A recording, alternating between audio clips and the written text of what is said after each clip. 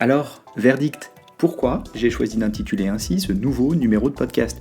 Car il s'agit presque d'une figure imposée en fin d'année, je vous propose donc de revenir sur les prédictions que j'ai formulées en début d'année, où j'essayais d'imaginer ce qui allait se passer en 2025 en matière d'innovation et de technologie dans l'assurance. D'ailleurs, si ça n'est pas déjà fait, pensez à vous abonner à ce podcast, car je partagerai mes prédictions pour 2026 dans un épisode spécial à paraître début janvier. Mais avant ça, revenons à l'analyse de l'année écoulée, et pour faire simple, je vais revenir sur chacune de mes 3 prévisions, en rappelant brièvement ce que j'attendais en particulier. Ensuite, j'attribuerai une note de véracité pour mesurer, selon moi, si la prédiction s'est avérée plutôt vraie ou plutôt fausse. Et bien sûr, j'expliquerai en détail la dynamique réelle pour justifier cette notation. On commence par la première prédiction, l'IA agentique au service de l'automatisation dans l'assurance, comme pour répondre à la vague de RPA dans la banque. Je prévoyais que l'IA agentique, qui était la tendance IA de la fin de l'année dernière, allait surtout permettre d'automatiser des tâches. En effet, les premiers cas d'usage présentés et la technologie en elle-même me faisaient penser au RPA, la Robotic Process Automation, en anglais dans le texte, technologie utilisée depuis bien longtemps dans le secteur bancaire et qui a contribué à son automatisation poussée. Par comparaison, le secteur assurantiel était encore peu sujet à ces outils de RPA et restait une grande place pour automatiser plus encore les process, d'où le lien que je faisais avec l'IA agentique.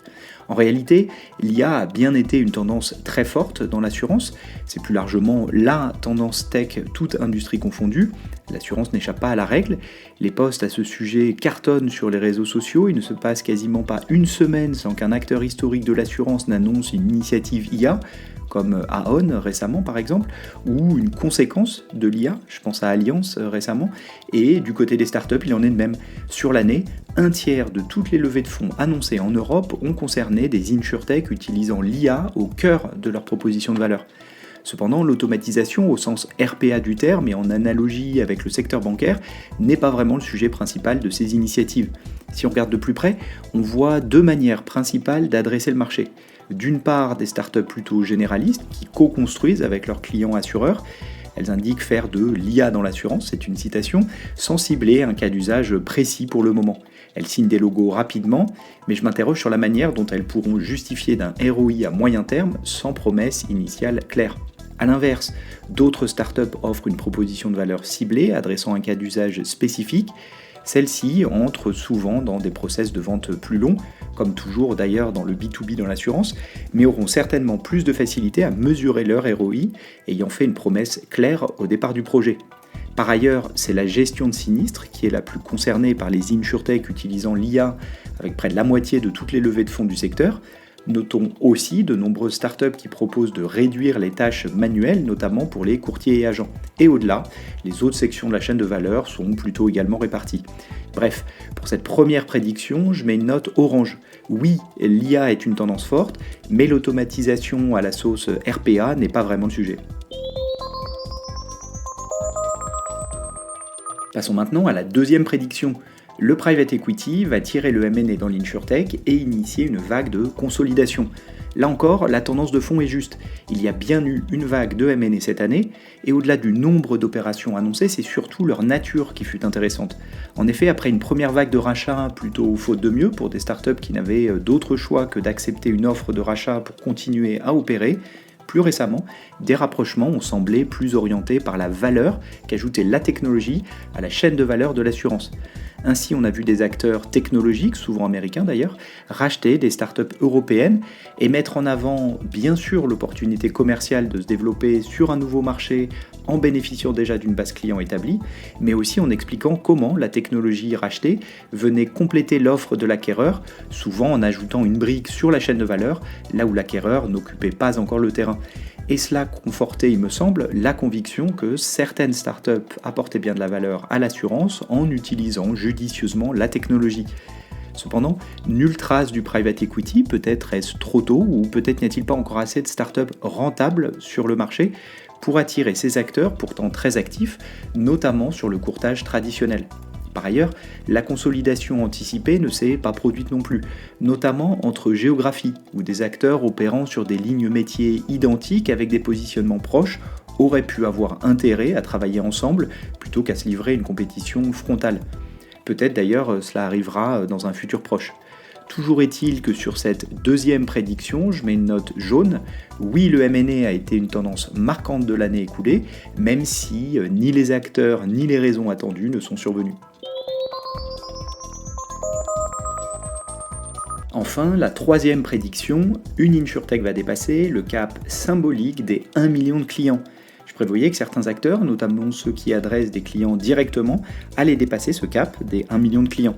La prédiction était peut-être évidente car certains acteurs affichaient déjà plusieurs centaines de milliers de clients dans différents pays européens.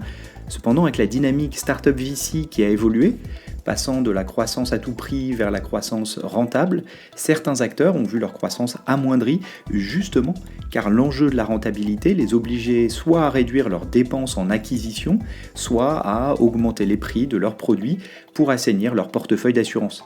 Malgré ce contexte, la prédiction s'est avérée juste, puisqu'au moins 3 acteurs ont officiellement partagé des chiffres supérieurs au million. Tout d'abord, Marshmallow, à l'occasion de sa levée de fonds en avril dernier, la start-up de l'assurance auto en Angleterre, révélait avoir vendu plus d'1 million de polices depuis son lancement.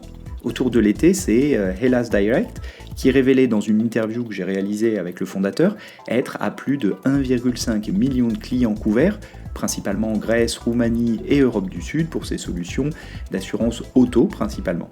Il y a quelques jours, en France, c'est Alan, la start-up de l'assurance santé, qui indiquait couvrir plus d'1 million de membres. Et d'autres pourraient suivre à travers l'Europe, car les ManyPeds, GetSafe, Ashid, etc. ont tous déjà partagé publiquement des portefeuilles de plus d'un demi-million de polices. Ces exemples ponctuels illustrent d'ailleurs une tendance de l'année. Des leaders émergent dans bon nombre de catégories de l'InsurTech, soit par des levées significatives malgré l'environnement difficile, soit justement par un nombre de clients significatif ou par l'atteinte de la rentabilité. Parfois les deux sont combinés d'ailleurs. La consolidation évoquée dans la deuxième prédiction peut d'ailleurs être un facteur de croissance pour certains acteurs, en gardant toujours en tête le défi de la rentabilité. À voir donc si de prochains acteurs dépassent la barre symbolique du million de clients. Toujours est-il que cela illustre à mon sens le succès de certains acteurs, ces leaders dans leur catégorie, qui s'ils restent plus petits que des leaders historiques, ils commencent toutefois à atteindre des tailles qui méritent l'attention, surtout quand on se souvient qu'ils n'existaient pas il y a encore quelques années. Ce qui m'amène à rappeler que la comparaison peut effectivement se faire sur le stock de clients, mais garder un œil sur le flux, de nouveaux clients en l'occurrence, permet aussi de se faire une idée de ce que nous réserve l'avenir. Pour aller plus loin, je vous propose de réécouter un précédent épisode du podcast dans lequel je revenais justement sur la vague de M&A dans l'InsurTech au premier semestre, car des premiers rapprochements affichaient une claire plus-value et confirmaient qu'il y avait bien de la valeur dans certaines startups européennes. À bientôt!